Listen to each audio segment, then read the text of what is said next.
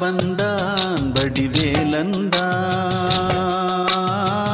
புள்ளி வைத்து புள்ளி போட்டான் புது கோலம்தான்.